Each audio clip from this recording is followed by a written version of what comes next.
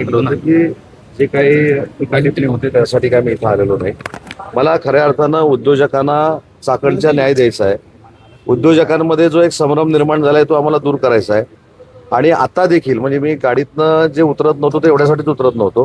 राज्याचे उपमुख्यमंत्री एकनाथ शिंदे साहेब काही सोल्युशनच्या संदर्भामध्ये आमच्या धनंजयजी बरोबर बोलत होते आणि असोसिएशनच्या लोकांबरोबर बोलत होते. एक 2-3 रस्ते असे आहेत की ते जर आपण तातडीनं करू शकलो तर 25% याच्यातनं सगळ्या आपल्याला रिलीफ मिळणार आहे असं मला असोसिएशनच्या लोकांनी सांगितलं. म्हणून मला असं वाटतं की तुम्हाला जशी क्युरियासिटी आहे तशी येऊन गेलेल्यांना पण क्युरियासिटी आहे की नक्की काय होणार आहे चाकणमध्ये. पण सगळ्या उद्योजकांनी ज्या काही गोष्टी मला सांगितल्या त्याच्यामध्ये काही तथ्य आहेत, काही टेंडर झालेली आहेत, काही साईड शोल्डरची कामं करायची आहेत, काही ठिकाणी पार्किंगचा विषय आहे. आता सविस्तर आता शिंदे साहेब देखील VC वर या बैठकीला उपस्थित राहतात, त्यांच्याशी देखील बोलणं झालं.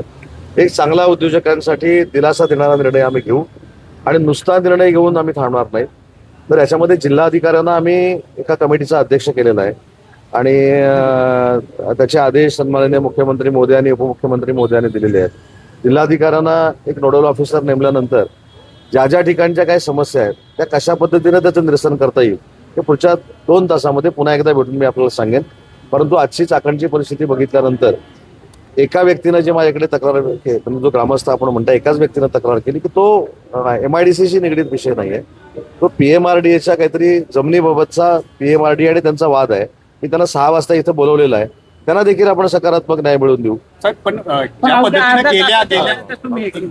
ज्या पद्धतीने पाहणी केली 2च ठिकाणी अशा अर्ध्या तासात संपूर्ण MIDCची पाहणी झाली असं मी एक मिनिट मी संपूर्ण MIDCची पाहणी केली असं कुठेही म्हटलेलं नाही. ज्या असोसिएशनच्या लोकांनी मला बोलवलं होतं त्या असोसिएशनच्या लोकांनी ज्या स्पॉटवरती मला घेऊन गेले तिथं मी गेलेलो आहे. असोसिएशनच्या लोकांना जिथं मला न्यायचं होतं तिथं त्यांनी मला नेऊन आणलेलं आहे आणि त्यांनी मला वस्तुस्थिती सांगितलेली आहे. आणि त्यांनी अर्ध्या तासात न्यायचं होतं की 15 मिनिटात न्यायचं होतं की 2 तासात न्यायचं होतं ते असोसिएशननं ठरवलेलं होतं. त्याच्यामुळे माझी विनंती आपल्याला देखील हात जोडून आहे की एखाद्याचं राजकीय भांडवल करण्यापेक्षा आपण सगळ्यांनी मिळून म्हणजे लोकशाहीचा 4था स्तंभ असेल, आम्ही असेल, नागरिक असेल यांना न्याय देण्यासाठी आपण सगळ्यांनी प्रयत्न करूया. नंतर ज्या टीका टिप्पणी ज्या आहेत त्या आम्ही इलेक्शनमध्ये करतच असतो. साहेब काल त्याच्यामुळे आम्ही बघतोय की यंत्रणा इतकी तत्पर झाली आहे. म्हणजे तुम्ही येणार म्हटल्यानंतर साईड पट्ट्या भरून घेतल्या जात आहेत, खड्डे मोजवले जात आहेत, तिकडे कचरा आहे तो पण हटवला जातोय. हे तर रोज येईल शक्ती जर असेल आता रोज येईल म्हणजे लवकर चकाचक करते.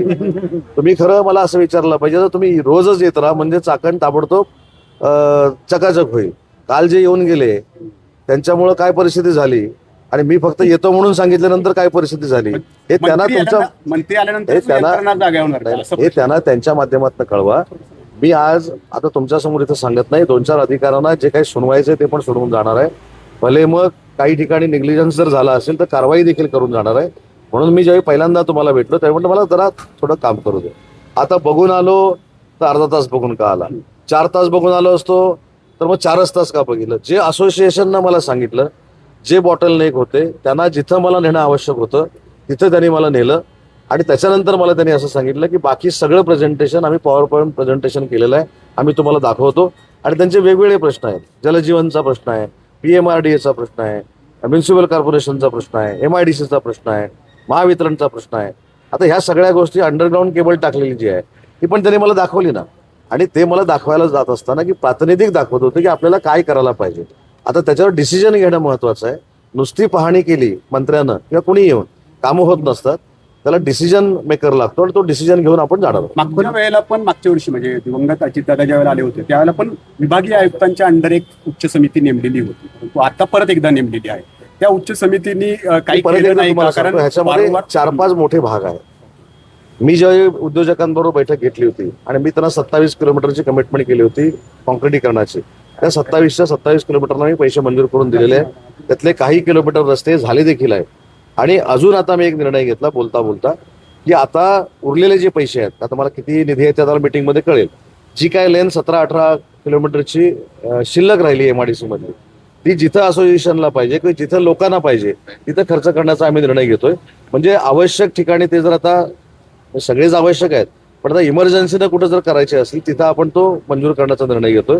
आणि म्हणूनच मगाशी मी तुम्हाला एका वाक्यात सांगितलं आमचे स्वतः प्रधान सचिव आलेले आहेत, आपल्या महानगरपालिकेचे सीओ आहेत, PMRDचे प्रमुख अधिकारी आहेत, पोलीसचे प्रमुख अधिकारी आहेत, जिल्हा परिषदेचे सीओ आहेत, आमच्या MIDCचे सीओ ते देखील आलेले आहेत. त्याच्यामुळे आम्ही 100% चाकणकर वासियांना आणि उद्योजकांना न्याय दिल्याशिवाय इथनं हलणार नाही ही भूमिका घेऊनच आम्ही आलेलो आहोत. तुमचं विजन दिसतंय प्रश्न सोडवण्याचं, पण यंत्रणा कमी पडतीये का कुठेतरी? म्हणजे त्याचं उत्तर पण मगाशी मी दिलं. असं जर निग्लिजन्स कोण करत असेल तर त्यांच्यावर कारवाई करू.